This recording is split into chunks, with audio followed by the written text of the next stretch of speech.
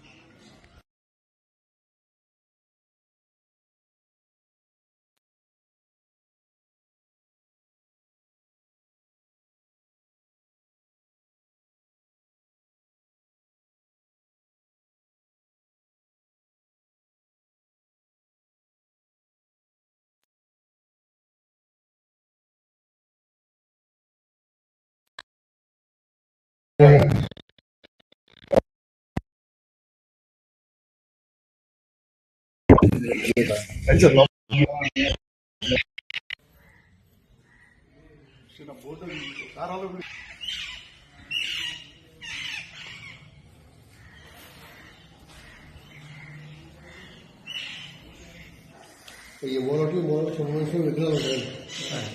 ఇది కూడా జనం పెట్టుకుంటున్నారు. కనపడి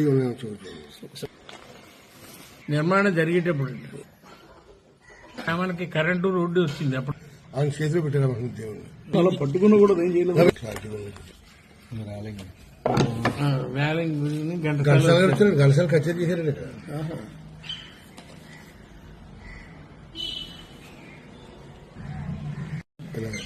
ఫస్ట్ ఈ చెరువు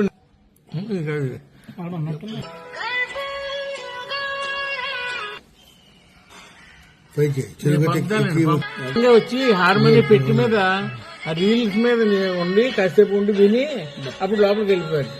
ఆయన ఫస్ట్ వినాయకుడి దగ్గరికి వెళ్ళేవారు స్నానం చేసాక. గర్భాలయ కుజ దోషాలు, జాతక పరిహారాల కోసం వచ్చేవారు అందరూ కూడా ముందు రోజు సాయంత్రం వచ్చేవాళ్ళు దూర ప్రాంతాల నుంచి వస్తారండి. వచ్చిన వాళ్ళకి ఇక్కడ గదులు అందుబాటులో ఉంటాయి. ఆ గదిలో ఉండి తెల్లవారుజాము 4 గంటలకు వచ్చి కోనేటిలో స్నానం చేసి ధర్మకర్త గారు చెప్పినట్టు ప్రదక్షిణ చేసుకుని భార్యాభర్తలిద్దరు కూడా ఆడవాళ్ళు సైన మందిరంలోకి వెళ్ళి నిద్ర చేసిన తర్వాత తెల్లవారుజాము బ్రహ్మ ముహూర్తం అయిపోయిన తర్వాత 6 గంటలకు లేపి మేమే అభిషేకంకి వస్తారండి భార్యాభర్త. నిత్యము అభిషేకాలు జరుగుతాయి. షష్ఠి, మంగళవారము, మాస శివరాత్రి ప్రత్యేకమైన అభిషేకాలు. అలాగే స్వామివారికి ప్రీతిపాత్రమైన రోజులు కాబట్టి ఎక్కువ మంది రావడం వల్ల ఆ రోజు జనము కొంచెం వైభవంగా ఉంటుంది. ఇక్కడ ఎప్పుడు వచ్చినా వారి కోరికను బట్టి, భక్తిని బట్టి ఫలితం పొందిన వారందరూ కూడా మరలా రావడం జరుగుతుంది. మాస శివరాత్రికి ఏకాదశ రుద్రాభిషేకం జరుగుతుందండి. విశేషంగా ఆ రోజు కూడా వ్యాపారాలు, వృత్తి, వ్యవసాయ ఫలితాలు, ఆరోగ్యాలు, పిల్లల చదువుల గురించి కావచ్చు, జాతక దోషాలు, కుజ దోషాలు కావచ్చు, నాగప్రతిష్ఠ, సుబ్రహ్మణ్య స్వామి వారు కుజుడికి అధిపతి కాబట్టి కుజ దోషాల నివారణకి ఆయన అధిపతి అగ్నిగొండను ఆ స్వామివారి సైన్యాధిపతి, సమస్త దేవతా గణానికి కూడా సైన్యాధిపతి కాబట్టి ఆయన అధీనంలో ఉండే గ్రహాలకి ఆయన ఇది చేసి మనకి ఫలితాలు ఇవ్వడం జరుగుతుందండి. అది పరమేశ్వరుడితో కూడిన సుబ్రహ్మణ్య స్వామి వల్ల, అందులోనూ ఆ పరమశివుడికి అత్యంత ప్రీతిపాత్రంగా ఆయనంతటా ఆయనే సర్పరూపంలో వచ్చి సేవ చేసుకున్న ఆలయం వల్ల కావచ్చు. అమ్మవారి పేరు సార్ అమ్మవారు ఉమాదేవి అండి, అయ్యవారు ఇది ఉమామహేశ్వరుడు. ఉమామహేశ్వరులు అండి, తల్లి తండ్రిగా వల్లి దేవసేన సుబ్రహ్మణ్యేశ్వర స్వామి వారు ఆ సర్పరూపంలో భక్తులందరికీ కూడా కోరికలు తీరుస్తున్నారు. చాలా మంది ఇలాగ నెల రావటం, మళ్ళీ 6 నెలలకు 8 నెలలకు మళ్ళీ వచ్చి సంతానంతో వచ్చి అదే చాగంటి కోటేశ్వరరావు అంటే ప్రవచన గారితో ఈ ఆలయం గురించి ఇంత గొప్పగా చెప్పారంటే ఇంకా ఈ ఆలయం వెలుగులోకి వచ్చి దేశవ్యాప్తంగా తెలియాల్సిన అవసరం ఉంది.